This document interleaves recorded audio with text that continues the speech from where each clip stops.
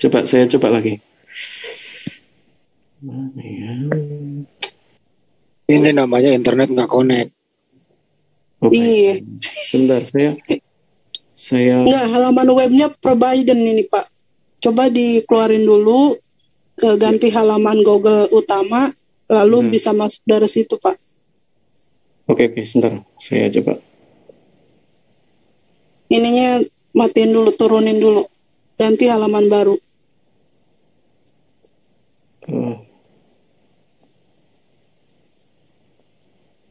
Ini aja.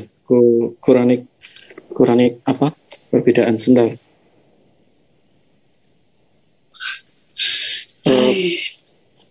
Silahkan di buka. Oke, coba aja linknya ditaruh di ini ya, di chat. Nanti akan saya bantu untuk men-share apa yang kamu maksud itu.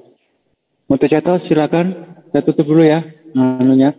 Silakan Bang Jua untuk terus memberikan argumennya. Silakan untuk chat. Saya mau apapun penafsiran orang terhadap Al-Baqarah ayat 119 ini, saya tetap pada pendirian saya. Inna arsalnaka bil haqq basira wa natira wa la tus'alu an ashabil jahim. Kalau mengenai penafsiran atau pemahaman makna di dalam ayat ini, itu sudah terjadi. Saya sudah ketemu. Ini. Silahkan, ini apakah ini muncul di sana ya? Apakah muncul, Pak. Muncul? Muncul. Dalam Quran 2:19, we have sent you with the truth as a bringer of good tidings and warner, and you will not be asked. Dan satunya lagi dikatakan, do not ask. Jadi ada perbedaan, yang satunya kalimat perintah, satunya kalimat perintah, Ustaz. Tulisannya tetap aja sama. Dalam dua hal ini, manakah yang tercatat dalam Lauh Mahfuz? Walatus alu yang tercatat.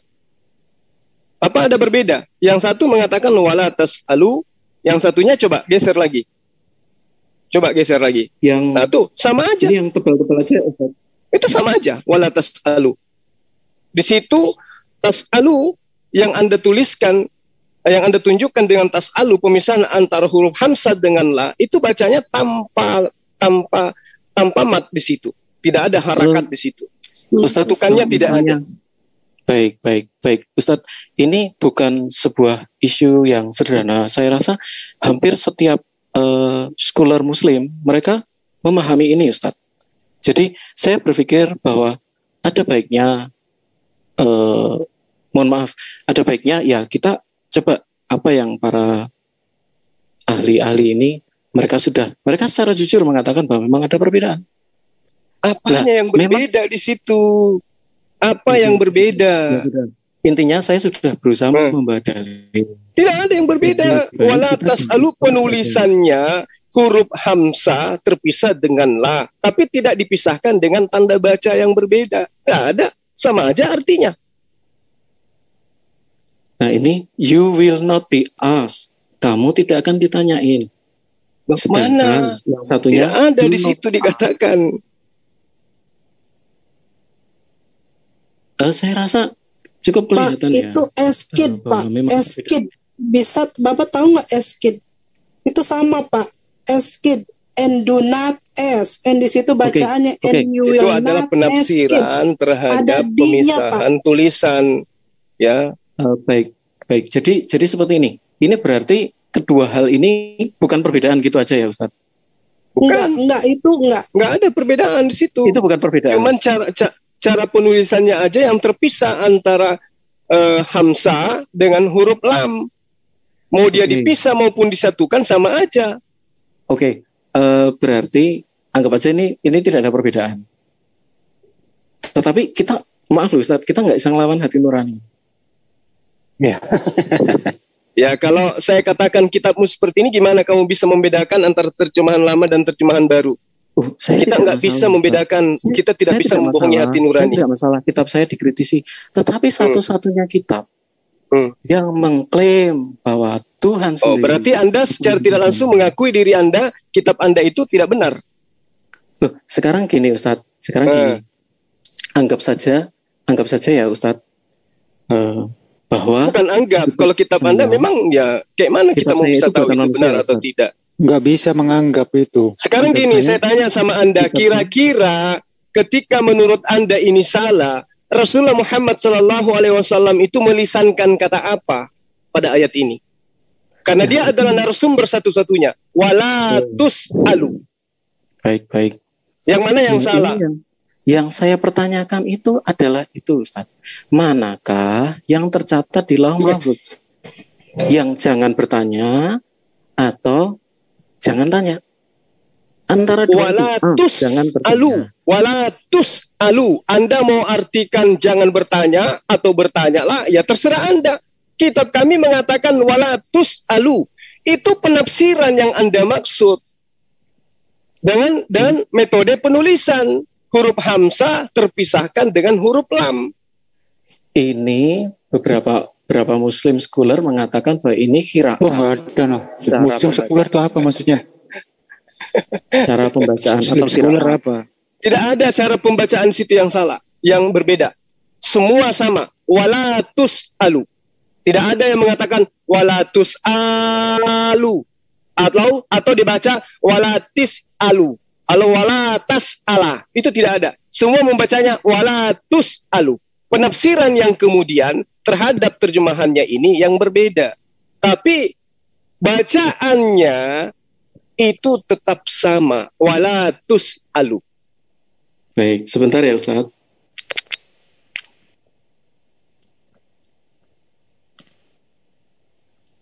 Jadi Wikipedia pun mengakui adanya perbedaan.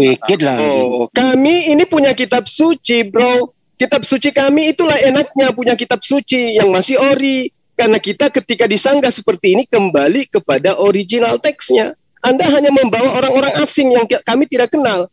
Sementara rujukan kami adalah kitab kami. Nah sekarang kalau metode ini saya kembalikan kepada Anda. Bagaimana Anda bisa mengatakan bahwa kitab Anda itu benar, sementara Anda kehilangan jejak kitab ori teksnya itu mana? Makanya saya tadi sampaikan ke Ustadz, mohon maaf. Boleh nggak dianggap kitab saya ini buatan manusia? Oh, bukan boleh, tapi memang buatan manusia. Mohon maaf, saya harus katakan itu.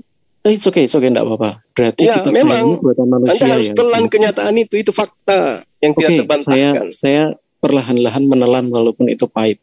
Oh, itu derita Anda. Jadi seperti ini Ustadz. Saya anggap Ustadz dan anggap saja saya setuju bahwa Alkitab saya adalah buatan manusia. Nah, jangan gitu Mas. Memang buatan manusia gimana sih? Jangan merasa dipaksa. Kamu harus mempertahankan argumen kamu, agamamu Mas. Nggak boleh itu. Terima kenyataan. Enggak. Karena saya memposisikan logika Ustadz gitu.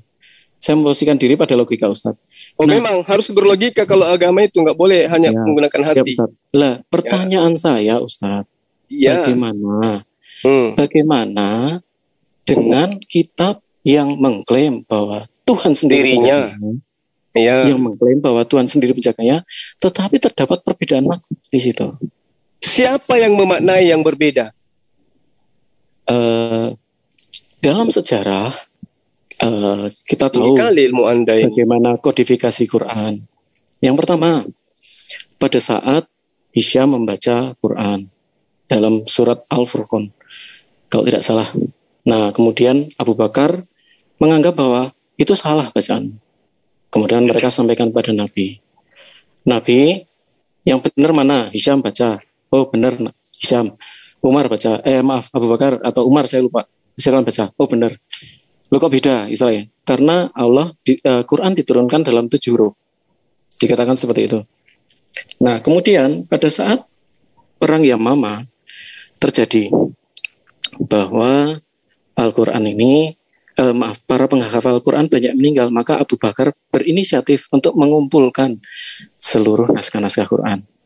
Stage ketiga, ketika dalam penyerangan ke Azerbaijan atau penaklukan ke Azerbaijan, dikatakan bahwa terdapat perbedaan antara Muslim Suriah dengan Muslim Irak. Yang satu mengikuti pelafalan cara dari Abdullah bin Mas'ud, yang satunya menggunakan pelafalan dari Ubay bin Ka'ab. Ubay bin Ka'ab ini adalah yang disebut Nabi sebagai Sayyidul Qur'an atau Qori terbesar. Akhirnya, saya lupa, Hufaidah kalau tidak salah, Hufaidah mengatakan kepada Utsman, Utsman, selamatkanlah umat sebelum terjadi pertikaian. Dalam sebuah buku juga dikatakan bahwa hampir mereka saling mengkafirkan, hampir saling bunuh-bunuhan. Itu sudah nampak terjadi perbedaan. Satu. Kemudian, dalam kodifikasinya, kitab Al-Quran tidak menggunakan versi Abdullah bin Mas'ud dan tidak menggunakan versi Ubay bin Ka'ab, melainkan menggunakan versi dari Sa'id bin Sabit. Bagi saya yang kafir, bagi saya yang non-Muslim, saya menganggap bahwa itu adalah usaha Utsman untuk, saya tidak milih Ubay dan saya tidak milih Abdullah bin Mas'ud. Walaupun Abdullah bin Mas'ud protes. Dia protes. Kok si Sa'id bin Sabit itu kok dipakai? Padahal dia masih muda, Nabi sudah memberikan saya 70 surat. Nah, dari situ terus turun dari Sa'id bin Sabit, kemudian diserahkan kepada 5 kota, ke Basra, Kufah, Madinah, dan lain sebagainya. Nah, kemudian pada zaman Abu Bakar bin Mujahid, kalau tidak salah, Abu Bakar memilih 7 Qur'an. Ada Asim, ada Nafi, ada, saya lupa, ada sekitar 7. Nah, Hafs adalah murid dari An-Nafi. Wars adalah murid dari An-Nafi. Sedangkan Hafs adalah murid dari Imam Asim. Nah, antar murid ini saja terjadi perbedaan, Ustaz. Apalagi beda guru. Mohon maaf, apakah saya di-copy ya? Halo? Ya, terus saja. Oh, baik. Ya, baik. Jadi, dalam hal ini, bagi saya, ini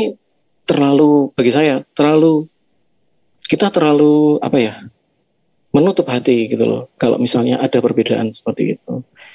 Karena memang ini sudah secara para scholar pun sudah mengakui. Jadi, kalau misalnya Ustadz tetap mengatakan tidak ada perbedaan, bagi saya tidak masalah. Bagi saya gampang saja. Bagi saya tinggal saya sampaikan, oke, diskusi mengenai perbedaan kita stop sampai di sini. Kita balik lagi ke tema awal. Saya akan seperti itu. Nah, tapi jika memang ada perbedaan dan kita berani jujur mengakui itu, bahkan Yasir Qadhi pun mengakui itu. Yasir Qadhi selalu, kalau zaman-zaman dulu, Yasir Qadhi loh mengatakan sendiri bahwa oh iya, tidak ada perbedaan, semuanya terjaga dan lain sebagainya. Tapi Yasir Qadhi ketika diwawancari oleh Muhammad Hijab mengakui. Bagi saya tidak masalah, karena di dalam kitab kami pun terdapat kritik teks. Nah, tetapi akan berbeda, Ustaz. Karena apa? Karena di dalam Quran Allah sendiri berjanji bahwa beliau akan menjaganya. Nah, perbedaan itu ya, mungkin Ustaz jangan menangkap maksud saya. Ya. Udah ya. Jadi Anda membaca literal dari Barat, yang kemudian Anda gunakan untuk menjadi acuan pembenaran. Yasir bukan orang Barat, Ustaz. Dia adalah apologet Muslim. Muhammad Hijab apologet Muslim. Iya, jangankan yang seperti itu bisa dibuat, manusia aja bisa kalian buat menjadi Tuhan. Jadi gini, saya terangkan kepada Anda. Baik. Tersebarnya Al-Quran di beberapa negeri itu memang berdampak negatif terhadap persatuan umat Islam kala itu. Kenapa? Karena masing-masing daerah memiliki karakter, cara bahasa, cara berbicara, dialek yang berbeda. Itu yang perlu kamu paham. Lalu kemudian, perbedaan ini memang memicu egosentris masing-masing pemegang mushaf yang ada di daerah masing-masing. Perbedaan apa, Ustaz? Mohon maaf, perbedaan apa? Perbedaan dialek, kan saya sudah bilang. Karakter bahasa, dialek yang berbeda. Ya, melahirkan sebuah egosentris masing-masing pemegang mushaf dengan menyangka bahwa riwayat kiroat mereka lah yang paling benar dan lebih baik dari kiroat. Tahu kiroat nggak? Apa itu kiroat? Bacaan, ya, dengan apa? Menganggap kiroatnya bacaan mereka lebih baik daripada bacaan yang lain. Dialek. Nah, dialek itu ngerti nggak sih kamu? Iya, silakan diteruskan, Ustaz. Mohon maaf saya putus. Silakan. Lalu kemudian tersebarnya Al-Quran kepada masing-masing daerah yang memiliki karakter bahasa atau dialek yang berbeda. Inilah yang memicu adanya egosentris yang saya katakan tadi. Merasa bahwa dialeknya yang paling benar. Nah, apakah endingnya sampai di situ? Tidak. Memang terjadi perbedaan cara membaca, cara qiraat di beberapa negara, di beberapa daerah pada masa itu. Nah, lalu apakah endingnya hanya sampai di situ? Tidak. Utsman yang setiap saat, yang setiap hari bersama dengan Rasulullah Muhammad SAW kembali menyatukannya dalam satu bacaan yang sering dibaca oleh Rasulullah Muhammad SAW. Kenapa? Karena yang menjadi pelisan pertama ayat-ayat suci Al-Quran itu adalah Rasulullah Muhammad SAW, bukan si pemilik dialek-dialek ini. Dari situlah kemudian Utsman ya menyatukan Al-Quran dalam satu mazhab. Dengan satu mushaf, maksud saya, dengan bacaan yang diperintahkan oleh Rasulullah Muhammad SAW, yang dilisankan oleh Rasulullah Muhammad SAW. Lalu kemudian beliau memerintahkan mushaf-mushaf yang lain ini yang sudah dibukukan ya menjadi Ras Utsmani untuk supaya dibakar. Kenapa? Karena dialek-dialek tadi itu kembali mengacu kepada pelisanan Rasulullah Muhammad SAW ketika pertama kali melisankan Al-Quran. Baik. Boleh saya sampaikan sesuatu, Ustaz? Silakan. Baik, jadi ketika Hisham melafalkan Al-Furqan berbeda dengan pelafalan Abu Bakar. Nabi sudah menyatakan itu bahwa benar. Ada 7 ahruf. Iya, Al-Quran diturunkan dalam 7 ahruf. Iya. Nah, berarti itu sampai hari ini teman-teman Muslim masih belum sepakat. Tidak apa-apa. Saya hormati itu. Tetapi seperti ini, Ustaz. Maksud saya seperti ini. Atas otoritas siapa Utsman membakar 7 variasi tadi dan membuat 1 variasi? Ya, kan sudah terjadi perselisihan, adanya egosentris yang mengklaim bahwa bacaan mereka lah yang paling benar. Maka Utsman mengembalikan satu bacaan yang bersumber dari lisan Rasulullah. Itu makanya dia bakar yang lain supaya menyatukan. Sama seperti di Indonesia ini banyak bahasa. Untuk mempersatukan maka cukup menggunakan satu bahasa. Itulah yang disebut dengan Al-Quran. Tetapi ketika kita berbicara mengenai bacaan 7, itu memang dibenarkan oleh Rasulullah. Karena masing-masing daerah memiliki dialek masing-masing. Tetapi pemaknaan daripada ayat suci Al-Quran itu yang tidak bergeser. Nah, acuannya kembali kepada haditsnya Rasulullah Muhammad SAW dalam menerangkan satu ayat per ayat. Gitu. Tetapi terjadi secara nyata maknanya bergeser, Ustaz. Loh, yang mengatakan maknanya bergeser itu adalah yang menafsirkan. Bukan. Anda dari tadi Anda menunjukkan tafsir-tafsiran. Bukan tafsir, Ustaz. Jadi apa? Sekarang gini.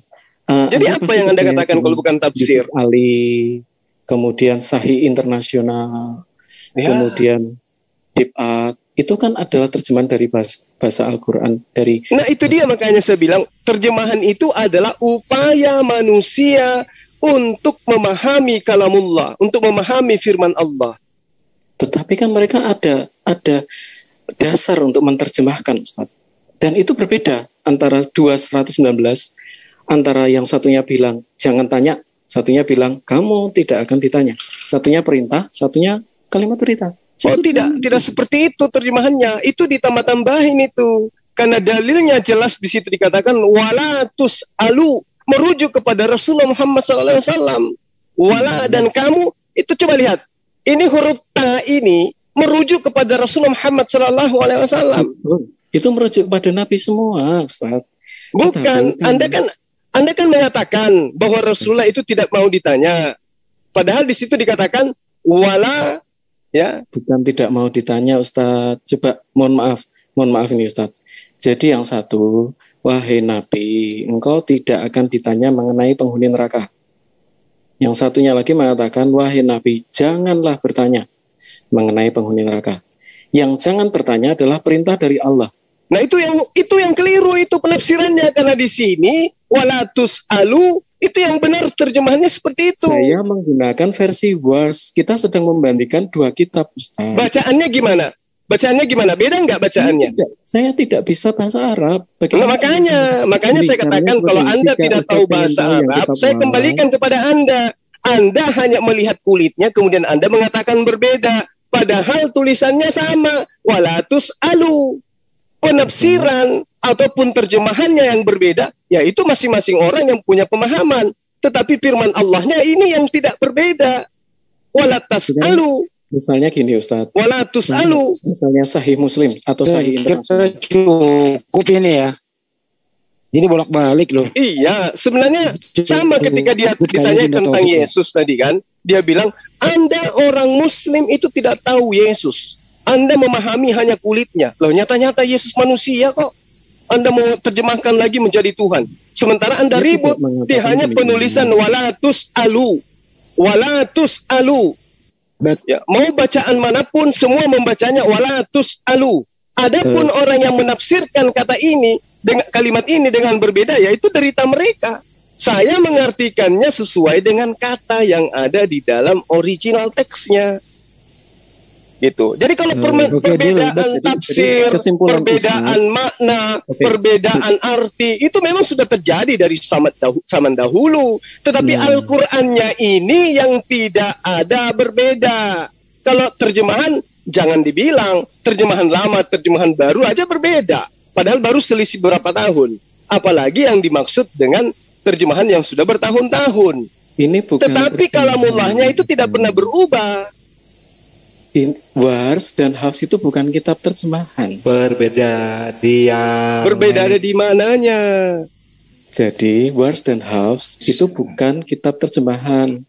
Yang satu diturunkan oleh Imam Nafi, sanadnya. Saya paham, tetapi yang Anda maksud berbeda itu adalah pemahaman terhadap tulisan yang ada di kitab itu. Tapi apakah tulisannya kemudian itu berbeda? Tidak, sama-sama menuliskan walatus alu. Oke dok, kayaknya udah jelas ini deh. Ada nggak berubah di situ? Coba gini aja. Coba pula, tunjukkan bacaannya mana yang berbeda. Yang berbeda itu adalah pemaknaan daripada firman Allah itu sendiri. Itu wajar. Sebentar. Apakah Ustadz cuma ada kitab Wars? Udah sebentar. Sebentar dulu. Moderatornya lagi ini kali sebentar. Bro, biar cepet ini back to topik nanti. Bro, saya tanya Anda dulu ya, sorry ya. Baik, Pak Andi. Supaya enggak bertele-tele nih. Itu original text itu menurut Anda ada perbedaan enggak original text nih? Ada perbedaan menurut Anda apa gimana? Yang Quran atau Alkitab, Pak? Yang Al-Quran tadi yang lu bilang berbeda itu original text itu tadi. Ya, ada perbedaan enggak? Teks itu berbeda dan diakui oleh scholar sekelas Yasir Khadi. Mananya yang berbeda? Tunjuk yang mana? Yang berbeda yang mana? Sama-sama menuliskan walatus alu. Yang berbeda yang mana? Jadi, apakah Ustadz memegang kitab Wars saat ini? Lah, tadi Anda sudah menunjukkan kan? Bukan. Karena kan yang Ustadz baca adalah yang kitab versi Hafs. Ini biar nggak boleh. Yang kamu tunjukkan tadi apa? Kelamaan ini topik. Yang Anda tunjukkan tadi apa? Saya tunjukkan perbandingan. Ya toh. Perbandingan antara kitab. Maksud saya seperti ini. Di Google Play itu jika Anda mengetik Wars, Quran Wars, dan Ustadz bisa download di situ. Ustadz bisa compare perbedaannya sendiri. Dan itu kamu belum lahir, saya sudah pelajari itu. Ya, siap Ustadz.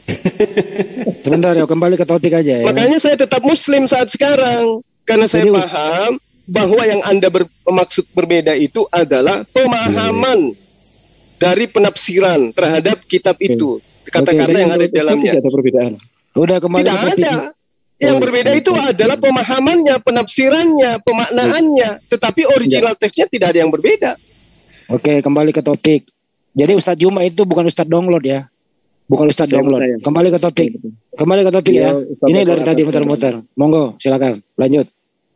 Masih ada waktunya? Lanjut aja kan, ini topiknya pindah loh. Bagaimana Yesus itu Allah sendiri gimana ini? Karena dia bahas-bahas kok. Betul. Bahas-bahas 60 menit kan ini. Iya, silakan. Itu Yesus. Sekarang kembali kepada matahari yang tadi. Gini, matahari itu adalah firman. Matahari dan firman tadi kayaknya deadlock ya Ustaz. Ya enggak? Setuju enggak Ustaz? Apanya? Kayaknya deadlock ya. Kayaknya saya nerangkan seperti ini, Ustaz seperti ini. Jadi iya, karena Anda lari dari yang sebenarnya. Yesus itu pada mulanya adalah firman. Betul. Matahari pada mulanya adalah firman. Betul. Tapi Anda membantah. Anda mengatakan matahari itu sesuatu yang tidak ada menjadi ada. Yesus itu sesuatu yang tidak ada menjadi ada. Nanti ibu yang ngeden baru ada Yesus itu. Oh tidak. Dari awalnya adalah firman. Matahari juga pada awalnya adalah firman. Bedanya di mana? Matahari creatio ex nihilo. Diciptakan dari tidak ada. Sementara Yesus gimana? Yesus gimana? Yesusnya kapan Yesus itu ada? Yang menjadi manusia, Ustaz. Nah, sama. Matahari juga begitu. Dari firman menjadi matahari. Iya, matahari diciptakan oleh firman. Sedangkan Yesus adalah firman itu. Dan firman bagaimana itu, Anda bisa mengatakan Yesus adalah firman itu sementara Yesus bukan perkataan? Sendiri, Yesus itu bukan perkataan. Yesus itu adalah manusia. Firman itu adalah perkataan. Firman itu adalah ide. Ya, firman itu adalah kehendak Allah. Idenya Allah adalah Allah. Dan idenya Allah tadi menjadi manusia. Jadi manusia tadi adalah idenya Allah adalah Allah. Dan idenya Allah tadi menjadi matahari. Coba. Idenya Allah tadi menciptakan matahari. Idenya Allah tadi adalah menjadi matahari. Kalau idenya Allah menjadi Adam, gitu ya Ustaz. Berarti Adam itu adalah firman Allah. Betul. Alam semesta ini adalah kalamullah. Semua yang ada di alam semesta ini itu berasal dari kalamullah. Oke. Termasuk berarti, Yesus itu berasal dari perkataan Allah. Oke. Berarti perkataan itu sendiri, Ustaz percaya bahwa perkataan Allah itu sendiri adalah Allah sendiri kan Ustaz? Saya kan udah mengatakan sama Anda, pada diri, dengar dulu, pada diri Allah ada sifat berkata-kata. Sehingga ketika Allah ingin menciptakan sesuatu, dia cukup berkata. Nah, sesuatu yang tercipta pada mulanya adalah perkataan. Mau dia matahari, mau dia adalah Yesus, semua bermula dari perkataan. Yang salah kemudian adalah Anda mengatakan firman yang adalah sifat menjadi manusia.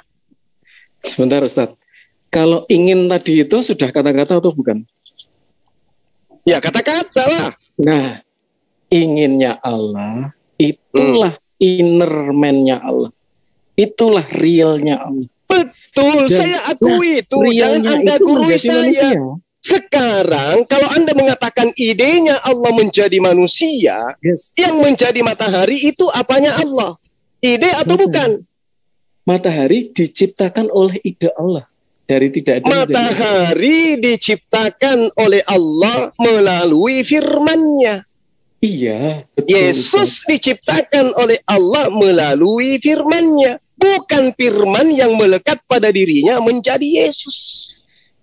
Buktinya ketika Yesus ada di dunia, Yesus masih menerima firman. Segala firman yang engkau berikan kepadaku, Yesus masih menerima firman. Jadi telah aku sampaikan kepada mereka. Jadi menurut Ustadz, Yesus itu bukan firman Allah yang menjadi manusia. Yesus itu adalah firman Allah yang menjadi manusia. Sama dengan Zulkifli Emabas. Zulkifli Emabas adalah firman Allah yang menjadi manusia. Saya tercipta menjadi Zulkifli Emabas itu berasal dari ide Allah. Berarti saya pada mulanya adalah gagasan ide Allah. Bedanya dengan Yesus tidak ada sama sekali. Berarti Ustadz Zulkifli adalah firman yang melekat pada Allah sendiri. Oh salah. Zulkifli Emabas adalah ciptaan berupa manusia yang berasal dari kalamullah, berasal dari firman Allah. Yesus juga bukan yang melekat pada Allah. Berarti Ustadz Zulkifli bukanlah firman Allah sendiri. Saya bukan firman Allah, tetapi saya adalah Dari mana Anda mengatakan Yesus itu adalah firman sementara dia adalah manusia? Sudah berkatakan Di mana dia mengatakan? 19 ayat 13. Akulah firman Allah. Selesai, Ustaz. Di mana dia katakan itu? Wahyu 19 ayat 13. Itu perkataan siapa? Yesus. Di mana Anda mengatakan sementara itu adalah orang yang menulis di Pulau Patmos? Kapan ketemunya dengan Yesus? Loh, kalau Anda tidak percaya Yohanes, bagaimana Anda percaya Nabi Muhammad? Ya itu tadi. Saya kan sudah mengatakan kepada Anda bahwa ketika Rasulullah Muhammad SAW itu menyampaikan firman, para sahabatnya mendengarkan, para sahabatnya menghafalkan, para sahabatnya menuliskan. Bagaimana dengan pengarang kitab Yohanes? Kapan dia ketemu dengan Yesus yang di Pulau Patmos itu? Sementara ketika Yesus mengatakan di dalam Yohanes 17 ayat 8, dia katakan, segala firman yang engkau berikan kepadaku, telah aku sampaikan kepada mereka. Kapan Yesus menyampaikan isi kitab Wahyu? Kapan? Dalam kemanusiaannya.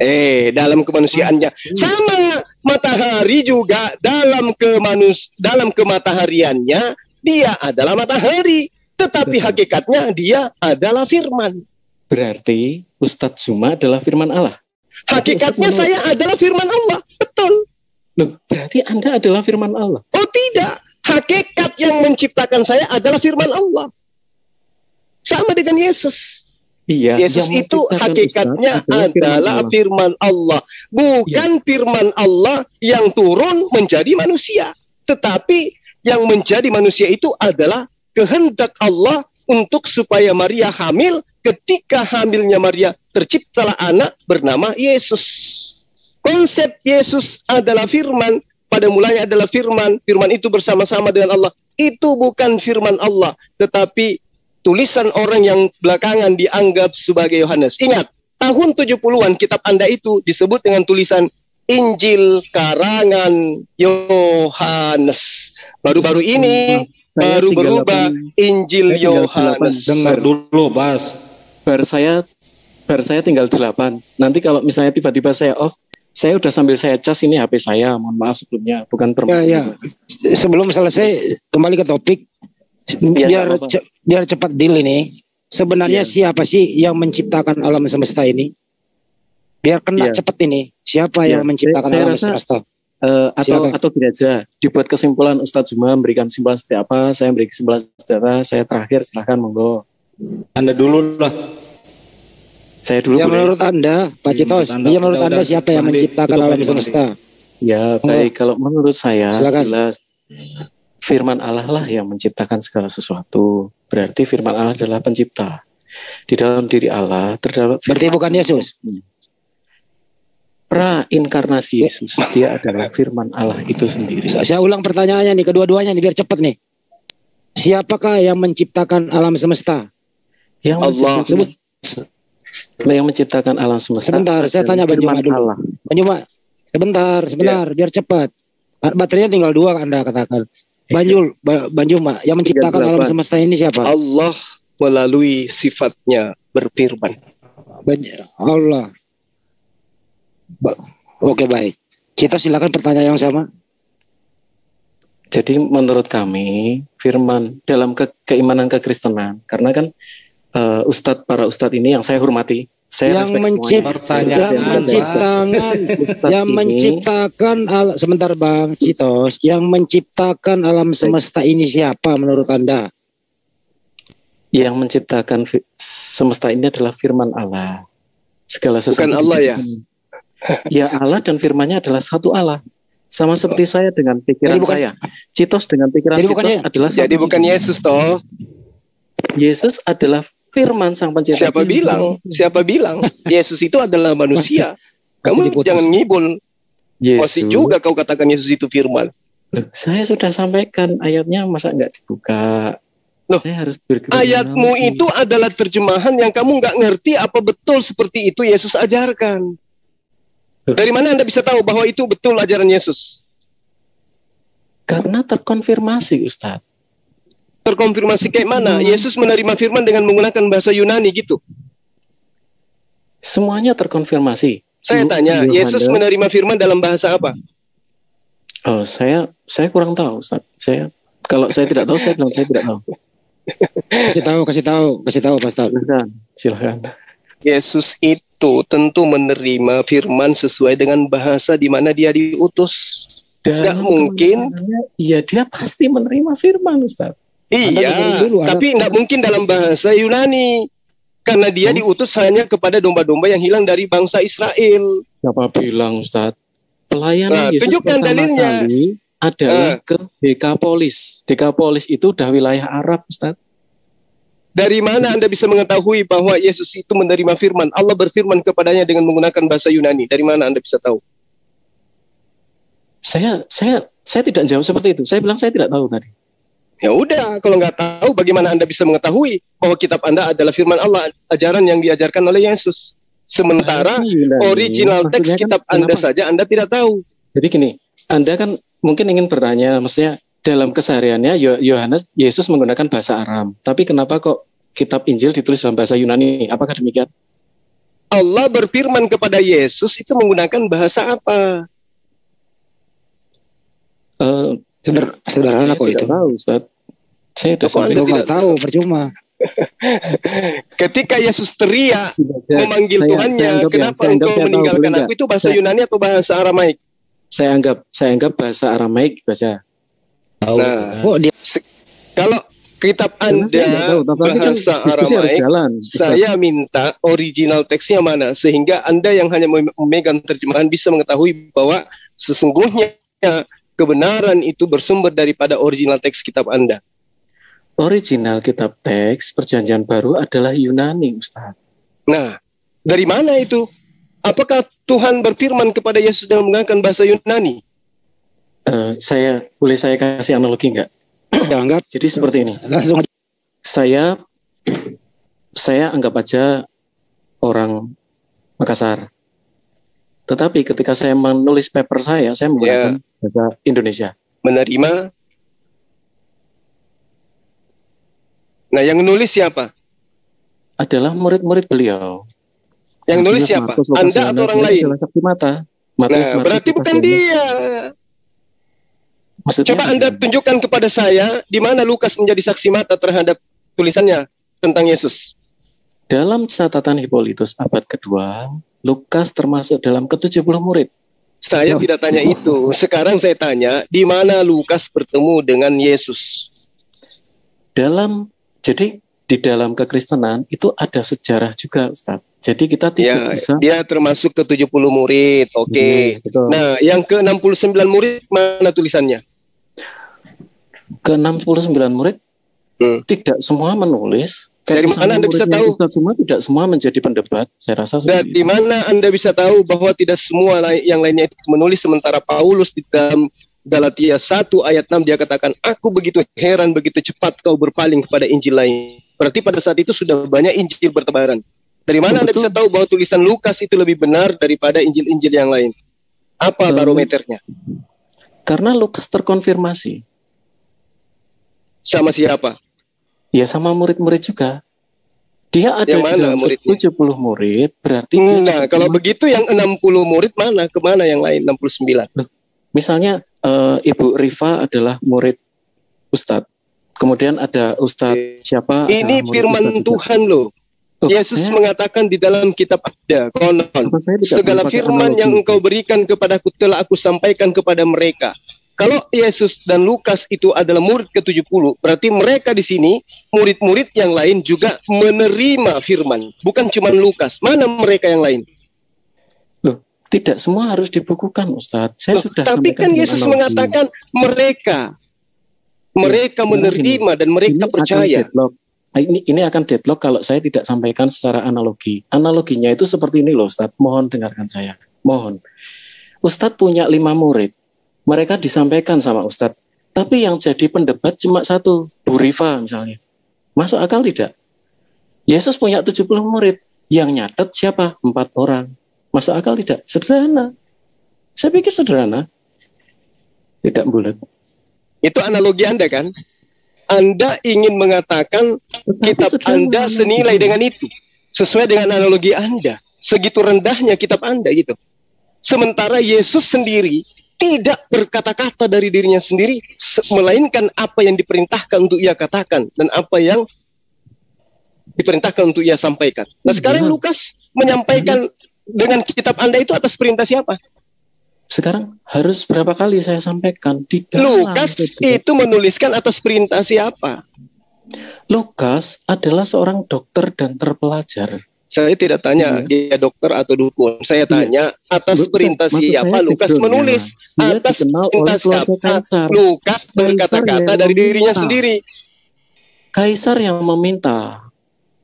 Oh, Kaisar. Oh, berarti bukan Yesus tahu? Sementara Yesus mengatakan, itu Kaisar atau siapa? tidak berkata-kata dari diriku sendiri.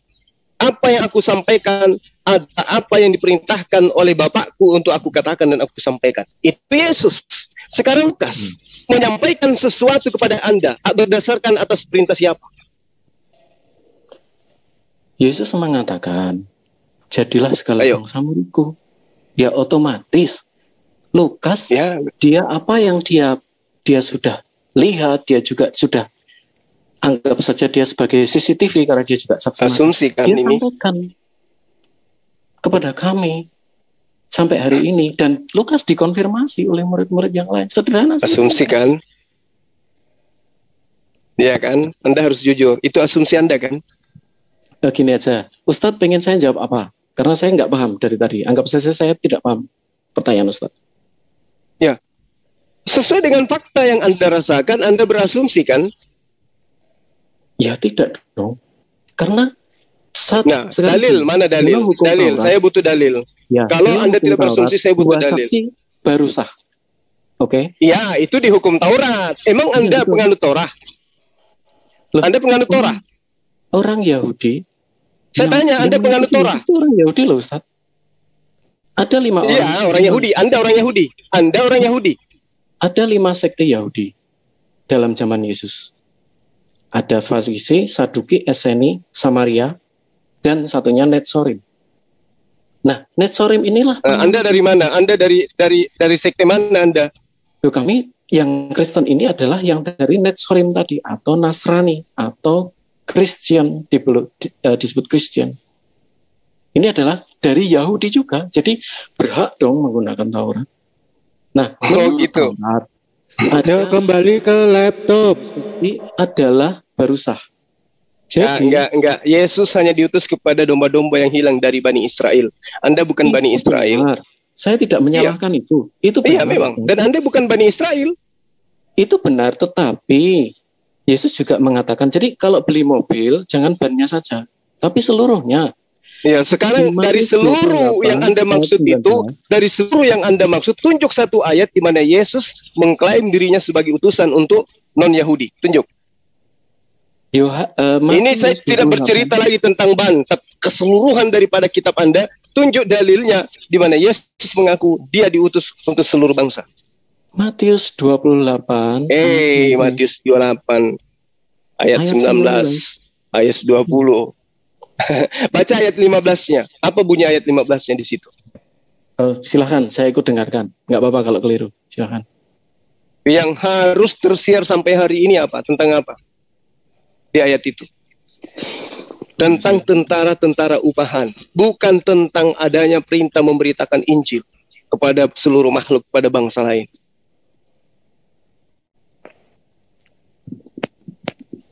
Saya buka dulu, Ustaz. Silakan. Matius 28 ayat 15. Dan apabila ini berdagangan oleh orang negeri, mereka menerima uang itu dan besok mau beli mobil lah. Cerita yang tersiar di antara orang Yahudi sampai sekarang ini. Saya agak bingung maksudnya seperti apa. Nah, itu endingnya dari Matius 28 itu. Ending daripada Matius 28 itu adalah berita yang tersiar sampai hari ini terhadap orang Yahudi itu adalah tentang tentara upahan. Tapi kemudian awal ayat-ayat berikutnya, ayat 16, ayat 17, ayat 18, 19, 20. Makanya para profesor kitab itu mengatakan bahwa ya, kitab Anda, khususnya Matius 28, hanya berakhir sampai ayat 15. Nah, ini kalau seperti ini, mohon maaf, kami menyebutnya tidak paham kritik teks. Nah, sekarang tunjukkan dia tertulis di kodeks mana. Kodeks mana dia tertulis? Matius 28 ayat 16 sampai 20. Di kodeks mana dia tertulis? Saya lupa ingat, tapi seingat saya di teks Alexandria. juga mencatat itu. Banyak Ustadz, kalau misalnya Ustadz nyari di misalnya sarapan pagi gitu, banyak itu tidak ada di dalam original teksnya, di dalam Kodeks Sinaiticus Vatikanus itu tidak ada Matius 28 ayat 16 sampai ayat 20. Kodeks Alexandria ada Ustadz. Jadi nah yang mana yang benar? Loh, keduanya benar, keduanya saling mengkoreksi. Bagaimana Anda mengatakan keduanya yang benar? Yang satu hanya sampai 15, yang satu sampai 20. Saya kasih analogi. Analogi alias asumsi. Loh, untuk memahami ini kan kita harus ada analogi. Karena untuk memahami ini justru Anda harus paham bahwa antara kodeks yang ada, salinan-salinan yang ada, antara satu salinan dan salinan yang lain itu berbeda. Lalu bagaimana Anda bisa meng-cross-check kodeks yang ini yang benar, yang ini yang salah, sementara pengajaran Yesus itu sendiri sudah nggak ada sama Anda. Karena Yesus mengajarkan ajarannya dengan menggunakan bahasa Aramaik, bukan bahasa Greek, bukan bahasa Yunani. Matius ya, saya pakai ayat yang lain ya. Nih.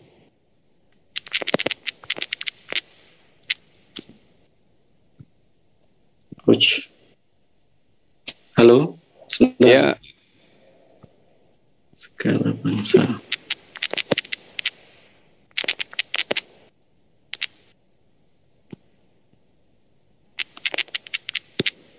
Silakan. Pakai yang lain. Wahyu 7 ayat 9. Wahyu lagi. Silakan. Ayat 9.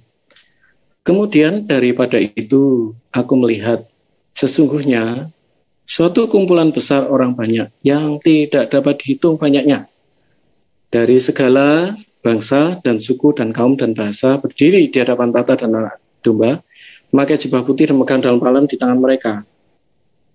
Dengan berseru nyaring, mereka berseru, keselamatan bagi Allah kami yang duduk di atas tahta bagi anak domba. Jelas Injil Kerajaan itu bukan hanya untuk seperti yang Ustadz sampaikan, jadi bannya ya ikuti juga, kacanya juga benar. Kemudian ya itu juga termasuk yang harus kita terima dengan adil. Hati kita harus adil dulu. Oke, kalau Anda harus hatinya adil dulu, coba saya tanya nih, yang pernah mengatakan janganlah kamu menyimpang ke jalan bangsa lain atau masuk ke dalam bangsa orang Samaria, melainkan pergilah kepada domba-domba yang hilang dari umat Israel. Itu perkataan siapa? Itu perkataan Yesus. Nah, murid yang taat, apakah akan keluar mengajarkan tentang ajaran Yesus ke bangsa lain atau tidak? Ada sebuah golongan Muslim, saya lupa golongan Muslim yang seperti apa. Kenapa larinya ke Muslim? Stop dulu, kenapa larinya ke Muslim? Pertanyaannya, Anda paham apa kagak? Mohon maaf, Ustadz Handi, boleh saya jelaskan dulu? Jadi seperti ini, ada segolongan Muslim yang mereka tidak share berita Quran kepada suku yang lain dulu. Jadi mereka fokus terhadap diri mereka sendiri. Nah, logikanya juga sama. Yang Yesus sampaikan sebelum kebangkitannya, walaupun dia sudah melakukan banyak terhadap orang Sirofenisia, terhadap kepala perbendaraan, kemudian terhadap Cornelius, itu adalah orang asing semua. Nah, yang Yesus lakukan adalah yang penting anak sulung harus makan dulu. Itulah kenapa keselamatan datang dari bangsa Yahudi. Yahudi dulu. Aku diutus hanya kepada domba-domba yang hilang dari umat Israel. Terus mana pernyataannya kalau dia diutus hanya diutus pada seluruh umat manusia? Kalau Al-Quran jelas seruannya memang ya ayuhan nas diperuntukkan kepada seluruh umat manusia. Kalau Yesus seruannya ada enggak kepada seluruh umat manusia? Saya sudah berikan analogi. Dan yang kedua, itu analogi saya paham. Ya, tapi pernyataan Yesus yang Anda harus jadikan acuan, bukan analogi Anda. Karena kenapa? Kalau ada ayat yang kemudian mengatakan Yesus berseru kepada seluruh umat manusia, maka bertentangan dengan ayat ini. Aku diutus hanya kepada domba-domba yang hilang dari Bani Israel. Tapi kan tidak ada ayatnya aku diutus kepada seluruh umat manusia. Berarti tetap kembali acuannya kepada pernyataan Yesus. Kepada asumsi Anda, silakan Anda kantongin dan bawa pulang. Gak laku bagi saya. Saya sudah terangkan Monggo, tidak terima tidak apa-apa. Pertama seperti ini, memang didahulukan untuk orang Yahudi. Buktinya, Yesus melayani orang Sirofenisia. Sirofenisia itu Kanaan. Jadi di atasnya Ya, Israel. tahu, meski dia disebut anjing awalnya. Ya, 2. Dia juga melayani Cornelius. Bukan Cornelius, tapi seorang perwira Yunani. Dia melayani orang Yunani. Kemudian dia juga bertemu orang Samaria, wanita Samaria. Artinya, memang pada awalnya itu Yesus harus menggenapi keselamatan datang dari bangsa Yahudi. Bangsa Yahudi saya utamakan dulu. Baru Kamu menyebar. keliru. Salah. Yesus itu menyembuhkan siapapun. Ada orang Samaria sakit minta tolong diobatin. Ada orang Samaria yang buta anaknya minta diobatin. Meskipun pada dasarnya dia menolak. Tapi karena percaya Yesus itu adalah Mesias, maka dia mengobatin. Sama, saya sudah sering kasih analogi. Saya ini adalah dokter yang diutus kepada kota Makassar misalnya. Di dalam perjalanan ada orang Manado yang kesakitan. Apakah kemudian saya nggak boleh mengobati? Boleh. Meskipun saya diutus ke Makassar, karena profesi saya sebagai dokter, tabib, ya harus saya obati dia, karena saya adalah penganut ajaran kasih. Tapi kalau Anda mengatakan konsep akidahnya, ajaran ketauhidannya, syariatnya Yesus, itu hanya berlaku kepada Bani Israel. Kalau mengobati itu mah biasa. Tapi kalau dibilang pengajaran, dia akui sendiri, aku diutus hanya kepada domba-domba yang hilang dari Bani Israel. Itu pernyataan Yesus. Ya, ini juga pernyataan Yesus, Ustaz. Kita jangan terjebak pada ban ya. Saya baca Lukas 24 ayat 46. Katanya kepada mereka, ada tertulis demikian. Ini perkataan Yesus ya. Mesias harus menderita dan bangkit dari antara orang mati pada ayat bunuh diri nih. Dan lagi dalam namanya berita tentang pertobatan dan pengampunan dosa harus disampaikan pada segala bangsa, mulai dari Yerusalem. Jadi Anda bisa paham, mulai dari orang Yahudi dulu, Ustaz. Ya, apanya yang mau diberitakan kepada seluruh bangsa? Pertobatan dan pengampunan dosa. Di ayat berapa dikatakan itu? Dan lagi dalam nama ayat 47. Berita tentang pertobatan dan pengampunan dosa harus disampaikan pada segala bangsa, mulai dari Yerusalem. Saya tinggal 4 bar ini, Ustaz. 4 bar. Oke, mulai dari Yerusalem. Saya mohon maaf, permisi. Ya. Nah, sekarang apakah umat Islam itu tidak memahami ya tentang pertobatan dan pengampunan dosa yang Yesus ajarkan kepada Bani Israel? Saya tidak tahu, Ustaz. Kami memahami. Memang berita itu harus sampai bahwa Yesus datang mengajarkan bertaubat kepada Bani Israel dan mengajarkan bagaimana caranya pengampunan dosa itu kepada Bani Israel. Baik. Tetapi Ustaz, surat Al-Ikhlas menolak ketuhanan Bapa dan Anak. Nah, di sini di Lukas 24 ayat 47 ini Yesus tidak menerangkan dirinya itu adalah Tuhan. Dia mengatakan sampaikan di dalam namanya berita tentang pertobatan dan pengampunan dosa, bukan penebusan dosa. Tidak ada konsep ketuhanan yang Yesus ajarkan di sini. Muslim. Jadi saya juga sampaikan sesuai dengan logika alur Ustadz. Saya cuma ikuti alur Ustadz tadi. Gitu loh. Ini kan Anda bercerita tentang, saya kan tanya, di mana Yesus mengajarkan kalau dirinya itu diutus kepada domba-domba di luar daripada Israel? Anda menunjukkan dalil ini. Padahal kalau Anda kembali ke ayat 44, Anda harus malu. Kenapa? Karena di situ dikatakan, Yesus berkata kepada mereka, inilah perkataanku yang telah kukatakan kepadamu ketika aku masih bersama-sama dengan kamu, yakni bahwa harus digenapi semua yang tertulis tentang aku di dalam Taurat Musa dan di dalam kitab para nabi dan juga kitab Mazmur. Lalu ia membuka pikiran mereka sehingga ia mengerti kitab suci. Katanya kepada mereka, ada tertulis demikian, Mesias ya harus menderita dan bangkit di antara orang mati pada hari ketiga. Nah, di mana tertulis di Mazmur ini? Di mana tertulis di kitab Taurat? Tidak akan pernah kamu temukan. Meskipun ini terdapat dalam Yesaya 53. 53 ada di situ tertulis akan bangkit di antara orang mati di hari ketiga. Mohon maaf, ini kita sudah loncat topik banyak ya. Tapi nggak apa-apa sih. Tapi bagi saya ini kartu merah untuk Ustadz loh. Karena Ustadz yang meloncat sendiri. Bagi saya. Kartu merah kenapa pula? Ya, karena Ustadz sendiri yang membuat loncatan tema.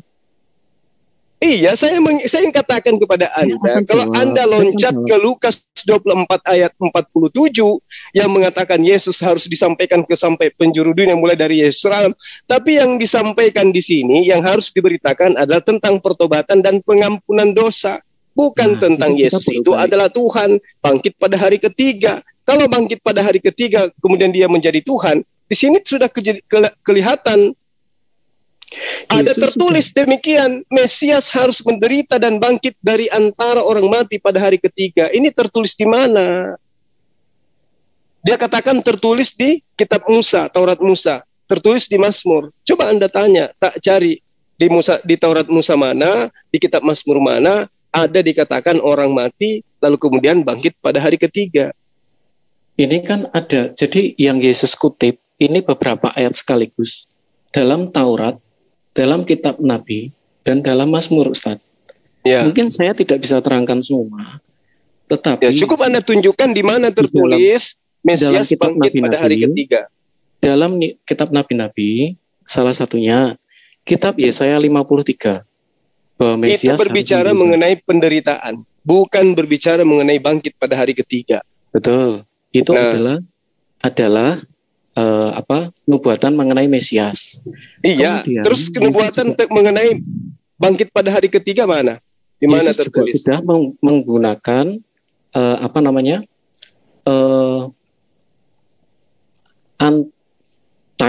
type-nya dari Yunus. Yunus 3 hari 3 malam dan dia kembali. Yunus mati di dalam perut ikan atau hidup? Saya sudah sampaikan type. Anti-type-nya adalah Yesus yang di dalam perut ini. Type itu, paham maksud saya type-nya kan? Ya, ngerti. Nah, sekarang ketika Anda memahami tentang itu, sekarang Anda coba jujur, Yesus mati atau hidup di dalam perut bumi? Ya, Yesus hidup di dalam perut bumi. Secara jasad dia mati. Aduh. Kristen. Yang keliru. Mati, dia bangkit dari kematian atau dia bangkit dari kehidupan? Dia bangkit dari kematian. Nah, berarti mati. Yunus gimana di dalam perut ikan? Mati. Saya sudah sampaikan di awal, itu type. Type, maksudnya type kan, Ustaz? Type itu nubuatan. Type dan anti-type. Itu jadi bukan nubuatan, itu adalah tanda-tanda yang diminta oleh orang yang hidup seangkatan dengan Yesus. Jika engkau adalah Mesias, berikan tanda kepada kami. Orang yang jahat, angkatan jahat ini minta tanda-tanda. Cukuplah tanda-tanda Yunus bagi kalian. Nah, ini ada pembodohan. Yunus itu kalau dijadikan sebagai tanda-tanda, Yunus itu hidup dalam perut ikan. Nah, datang Kristen mengklaim Yesus bangkit dari kematian. Berarti Yesus sudah salah atau Kristen yang salah? Kita bedakan dulu, Ustaz. Yesus, apanya yang mau dibedakan? Sementara tanda-tanda ini adalah tanda Yunus yang tidak mengalami kematian, Ustaz. Kan Yesus mengalami kematian. Nah, Yunus gimana? Yunus tidak mengalami, kan saya sudah sampaikan. Berarti tanda-tanda Yunus itu tidak kena. Yunus adalah type, anti-type. Apakah ada nabi satupun nabi yang mengalami seperti yang Yesus alami? Tidak ada, cuma Yunus. Karena Yunus adalah type. Paham type nggak? Yunus itu tidak mati, dia hidup di dalam perut ikan. Iya, betul. Dia hidup dalam perut ikan. Ya mungkin kalau kita utak-atik gatuk ya Ustaz, Yunus tidak mati. Ya, berarti secara rohani Yesus juga tidak mati. Misalnya seperti itu. Itu kan karena type. Yunus secara jasad tidak mati kok. Oh iya, lu kan kalau type itu tidak selalu saklek, Ustaz. Itu bukan perumpamaan ataupun nubuatan, tidak. Dia mencontohkan keadaan yang dialami oleh Yunus akan juga dialami oleh dirinya. Tapi ternyata tidak. Yunus 3 hari 3 malam. Kalau Yesus berapa malam? Malam Sabtu, malam Minggu. Cuma 2 malam. Yunus 3 malam. Nggak nyambung kan? Kedua, Yunus mati hidup. Yesus mati dia. Ayo, nyambungnya di mana? Ini ya Ustadz, saya bacakan Matius 12 ayat 40. Sebab seperti Yunus tinggal di dalam perut ikan 3 hari 3 malam, demikian juga Anak Manusia akan tinggal di dalam rahim bumi 3 hari 3 malam. Jadi bisa dipahami type-nya tidak? Itu adalah type. Yesus adalah anti-type. Kalau itu Anda katakan sebagai ramalan sekarang, Yesus 3 hari 3 malam atau hanya 2 malam? Jadi seperti ini Ustadz, kalau di dalam keimanan kami, ketika itu iman Anda, tapi saya sekarang sedang bertanya tentang kejadian yang sebenarnya. Iman Anda manusia bisa jadi Tuhan. Sekarang saya tidak butuh itu. Yang saya butuh adalah kebenaran tentang sejarah yang ada dalam kitab Anda. Dia malam Jumat, malam Sabtu, lalu kemudian malam Minggu. Satu malamnya malam apa? Di dalam perut bumi. Saya ulangi ya Ustadz, saya terangkan. Anda mau menerangkan apa? Sementara ini Anda terbukti lari dari pertanyaan saya. Apa yang Anda ingin terangkan? Yesus malam Sabtu, malam Minggu, terus 3 malamnya yang mana lagi? Malam satunya yang mana? Boleh saya terangkan? Saya ulangi ya. Kejadian 7 ayat 4. Sebab 7 hari lagi aku akan menurunkan hujan ke atas. Kok lari ke sana sih? Hari 40. Ya sudah, kalau nggak mau saya ini nggak apa-apa. Saya cuma minta analisa sederhananya. Ya, ini kan saya mau terangkan Ustadz, mohon maaf. Saya cuma minta malamnya itu yang mana lagi? Malam Sabtu, malam Minggu, terus saya boleh mana? 3 malamnya mana? Sudah, maaf Ustadz. Kalau Ustadz saya undang ke room saya hormati. Saya ulangi ya, Kejadian 7 ayat 12. Dan turunlah hujan lebat meliputi bumi 40 hari 40 malam lamanya. Kejadian 7 ayat 17. 40 hari lamanya air bah itu meliputi bumi. Dan air itu naik mengangkat deras hingga melampung tinggi dari bumi. Sesudah lewat 40 hari. Jadi ada ayat 40 hari 40 malam dan 40 hari tok. Itu pengertiannya sama Ustaz. Bisa dipahami? Enggak, jadi 3 hari 3 karena malam itu adalah kitabnya agama lain. Kamu cuma ngambil dalil-dalil dari kitabnya orang. Kami adalah Yahudi Netsorim, Ustaz. Enggak. Kami nggak ambil kitab orang lain. Lah, gimana ceritanya? Kitab Kejadian itu kitabnya orang-orang Israel. Itu Torah yang diperuntukkan kepada Bani Israel. Lah, di dalam zaman Yesus ada 5 Yahudi. Saya ulangi ya. Yahudi Samaria. Iya, Yahudi saya ngerti. Ada juga yang berasal dari Nazaret. Ngerti saya. Tapi mereka yang menjadi Yahudi ini adalah orang-orang yang merupakan keturunan daripada Yakub, bukan Anda. Oh, saya memang bukan. Saya goyim. Saya termasuk goyim. Saya bukan orang Yahudi. Tetapi saya ulangi ya, di dalam zaman Yesus ada 5 Yahudi. Yahudi Netsorim, dia inilah pengikut Kristus. Apakah Yahudi Netsorim tidak punya hak menggunakan Taurat? Ini kan nggak lucu. Ya jelas Yahudi Netsorim berhak dong. Iya berhak karena mereka adalah keturunan Bani Israel. Betul. Sementara Anda berasal dari pengajaran Paulus yang Paulus ajarkan kemana-mana keluar daripada bangsa Israel tentang halal makan babi, halal tidak disunat. Itu ajaran Paulus kepada non Israel. Ya, kita lari ke Paulus. Berarti intinya kartu merah kedua untuk Ustadz ini. Mohon maaf. Kartu merah pula. Ustadz udah lari lagi ke Paulus. Kita lagi ngomong. Kan wajar kalau saya menyebutkan itu karena Anda selalu mengklaim diri Anda itu sebagai orang yang punya hak mendapatkan tongkat estafet pengajaran dari Yahudi. Sekarang ada nggak Yahudi mengakui Kristen itu sebagai ajaran pelanjut estafet kenabian mereka? Ada nggak? Ada. Di mana tuh? Loh, ada dong. Nikodemus. Di mana? Tunjukkan. Nikodemus kenapa Nikodemus dia? Nikodemus dia mengakui. Bahkan dia ada ketika Yesus wafat. Saya tahu Nikodemus yang menurunkan mayat Yesus, yang menguburkan bersama dengan Maria dan Yusuf Arimatea. Ngerti saya.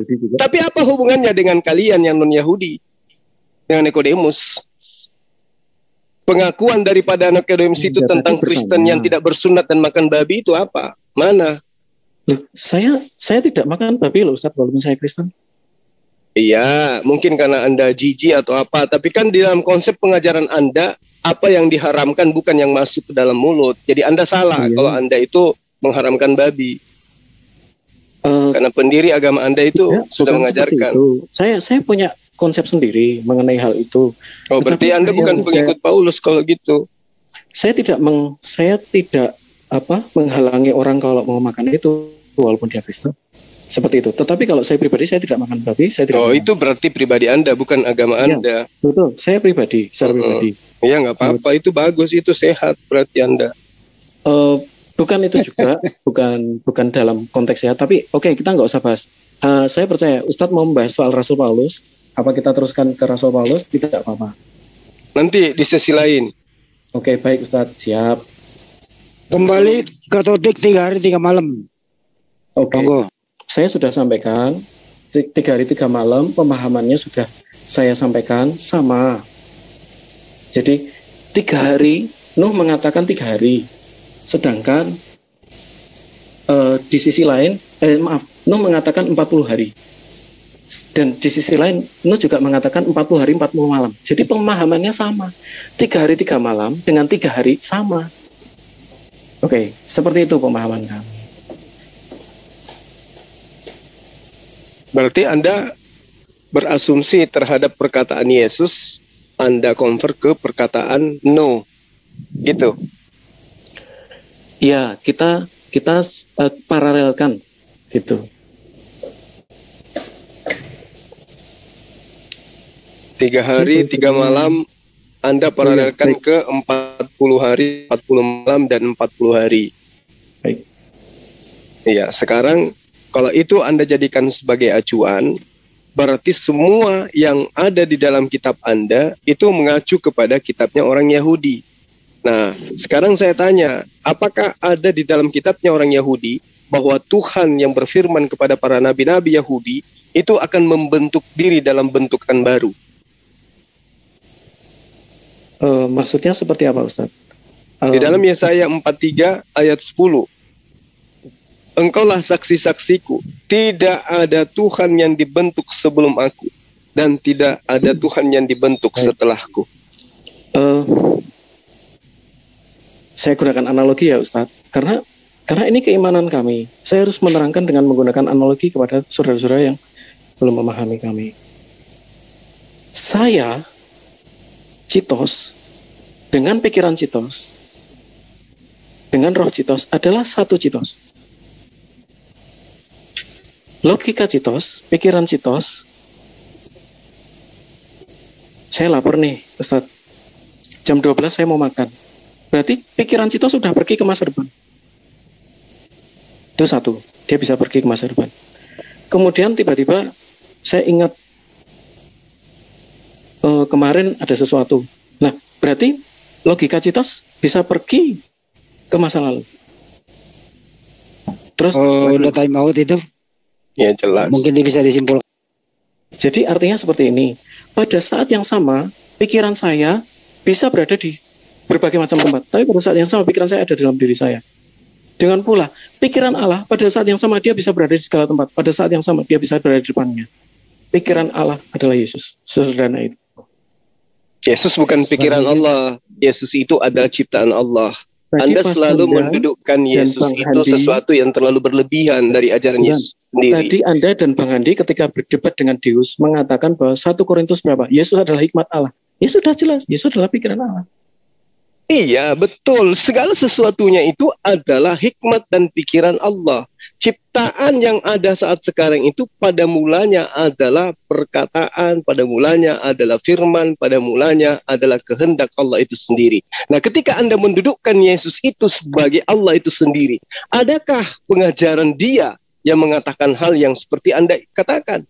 Sementara Yesaya 43, tidak ada Tuhan yang dibentuk setelah aku. Nah, sekarang Yesus dibentuk berapa lama di dalam rahim? Sekarang seperti ini, Ustaz. Sekarang saya tanya, Yesus 9 bulan 10 hari. Dibentuk atau tidak? Iya, dibentuk dong, secara manusia. Dibentuk dalam rupa? Manusia, secara manusia. Nah, sekarang bagaimana dengan ayat yang mengatakan tidak ada Tuhan yang dibentuk setelahku? Loh, bukankah Allah dengan firman-Nya adalah satu Allah, Ustaz?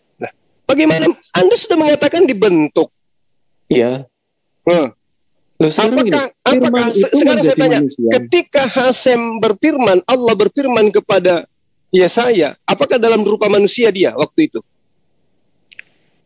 Oh, tidak. Nah, berarti ketika dia datang kepada Maria, dia membentuk diri menjadi manusia. Bagaimana dengan perkataannya? Engkaulah saksi-saksiku. Tidak ada Tuhan yang dibentuk setelahku.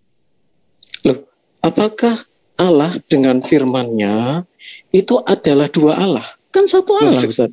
Sekarang saya tanya sama Anda, ketika satu Allah, firman dan hakikatnya, idenya, apapun yang Anda katakan, datang berfirman kepada Yesaya, apakah itu sudah berbentuk manusia?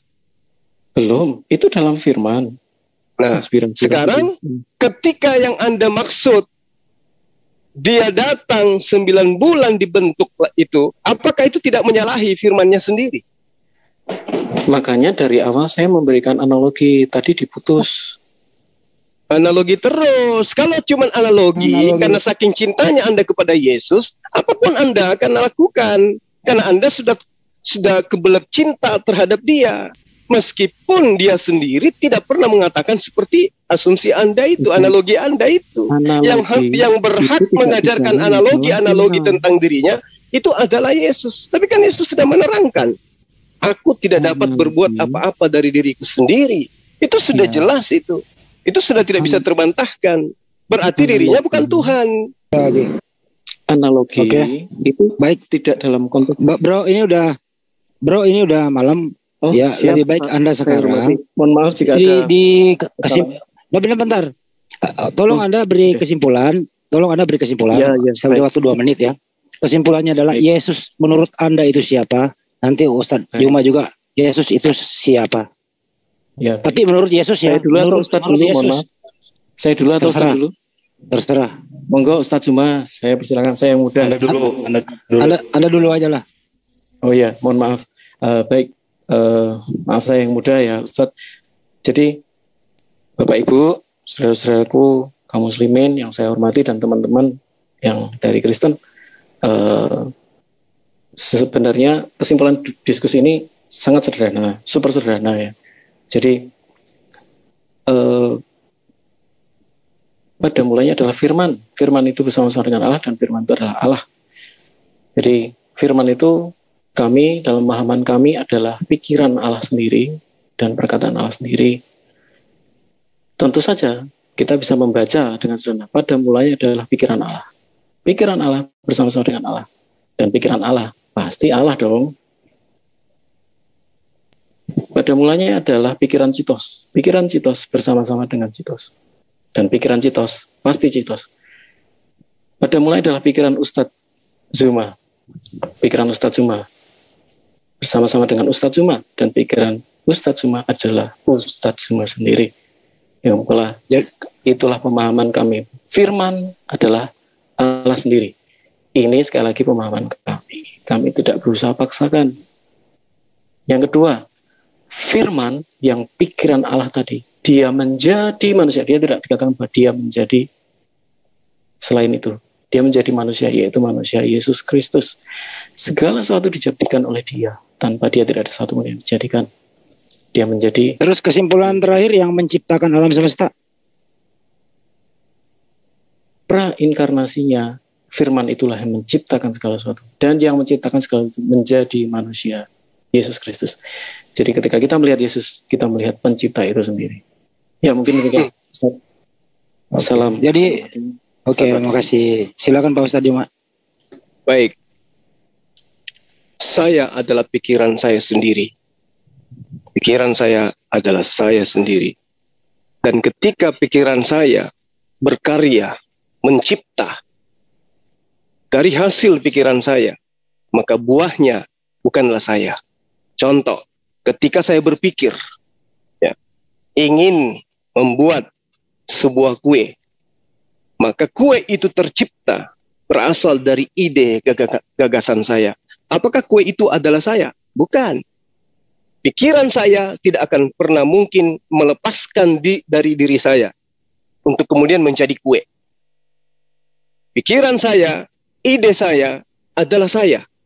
Dari saya inilah kemudian muncul karya. Karya itu bukan saya, tapi itu adalah buah dari karya saya. Karya saya tidak mungkin, ide saya yang mampu berkarya tidak mungkin terlepas dari diri saya. Pikiran saya tidak mungkin keluar dari saya, sehingga saya tidak mampu lagi berpikir, karena pikiran saya sudah berubah menjadi sesuatu yang berbeda dengan saya. Saya adalah manusia, buah dari pikiran saya adalah kue. Kue itu bukan saya, karena saya manusia. Itu adalah hasil karya. Dari kue itu pada mulanya adalah ide saya. Ide saya tidak mungkin berubah menjadi kue. Tetapi yang menjadi kue adalah buah karya dari pemikiran saya sendiri. Begitulah alam semesta tercipta dari kehendak oleh Allah. Allah memiliki sifat. Sifat Allah tidak pernah melepas diri dari Allah. Karena sifat itu adalah Allah itu sendiri. Dia mensifati sifat kemahakuasaannya. Ketika Allah memiliki sifat berkata-kata, sifat berkata-katanya itu melekat terus pada dirinya. Tidak pernah nuzul menjadi makhluk. Tidak pernah nuzul menjadi manusia. Tetapi yang menjadi manusia adalah hasil daripada sifat yang melekat pada dirinya. Yaitu kemampuannya berkata, kemampuannya berfirman. Kesalahan manusia kemudian adalah mengatakan firman itu telah menjadi manusia. Padahal yang menjadi manusia adalah efek daripada kalam yang melekat pada diri Allah melalui firman. Ketika Allah hendak menjadikan manusia lahir tanpa ayah, itulah yang terjadi. Yang lahir tanpa ayah bukan Allah, tetapi adalah makhluk yang tercipta atas dasar kehendak, gagasan, kemauan Allah. Jadi ketika saya memiliki kemauan saya ini ingin membentuk sebuah karya saya itu berupa buku, maka buku itu bukan saya, tetapi buku itu adalah hasil dari ide gagasan saya. Gagasan saya tidak mungkin menjadi makhluk, karena gagasan saya tidak mungkin menjadi makhluk baru, karena gagasan saya melekat pada diri saya, tidak pernah terpisah. Lain cerita kalau ada yang mengatakan, jadilah monyet, jadi monyet, kemudian itu adalah saya. Jadilah kambing, maka jadi kambing, maka kambing itu adalah saya. Tidak mungkin seperti itu. Tuhan menciptakan segala sesuatu hanya dengan keinginan, dan keinginannya itu hanya difirmankan. Jadilah Maria hamil. Maria hamil jadi seorang anak. Bukan anak itu adalah saya. Karena Maria hamil itu atas kehendak saya selaku Tuhan Sang Pencipta alam. Kembali dengan kata yang sangat sederhana. Saya bersatu dengan ide saya. Saya bersatu dengan pemikiran saya. Tapi pemikiran saya tidak pernah keluar dari batok kepala saya kemudian menjadi sesuatu. Tetapi batok kepala saya melahirkan sebuah ide. Ide itu menjadi individu baru di luar daripada diri saya. Dan individu baru itu berasal dari ide saya. Tapi individu baru itu bukan saya, melainkan karya dari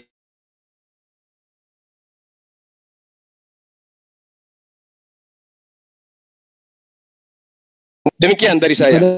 Terima kasih. Pertanyaan terakhir dijawab gitu. Pertanyaan yang sama ini tadi, yang menciptakan alam semesta, yang tadi yang menjawab itu diputar gitu. Menurut Pak Ustadz, Mak, tolong yang menciptakan alam semesta ini Yesus atau Tuhannya Yesus? Dijawab tegas. Yang menciptakan alam semesta ini tentu adalah Sang Pencipta alam semesta. Ciptaan tidak mungkin menciptakan alam semesta ini, karena alam semesta ini adalah esensi yang maha besar. Sementara Yesus adalah Mama, dia tidak bisa berbuat apa-apa dari dirinya sendiri. Kalau ada yang mengatakan bahwa itu kan si manusianya, demi Allah, Tuhan Sang Pencipta alam semesta tidak memiliki sisi kemanusiaan. Allah Sang Pencipta alam semesta hanya memiliki sisi ciptaan, tetapi dia memiliki sisi kemanusiaan. Tuhan adalah Tuhan, makhluk adalah makhluk. Pencipta adalah pencipta, ciptaan adalah ciptaan. Tidak mungkin pencipta menjadi ciptaan, kecuali diimani hanya dengan hati tanpa dengan akal. Demikian. Oke, makasih. Banjol Pikar, silakan dikembalikan, ditutup. Baik, terima kasih. Rupanya di sini masih ada nggak ini Kristen-Kristen di sini? Dan SBM, bentar ya. Silakan dibuka yang lainnya. Barangkali mau meneruskan diskusi ini. Siapa yang merasa dirinya Kristen? Nih, apa kalian takut dibuka mic-nya sendiri-sendiri?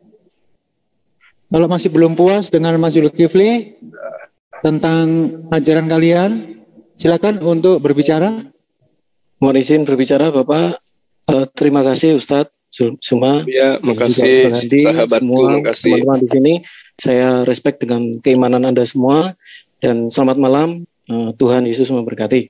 Baik, Tuhannya Yesus akan menyelamatkan kamu. Semoga Anda juga diberkati oleh Tuhannya Yesus. Belum. Bentar, saya cek dulu, sebentar ya. Bentar.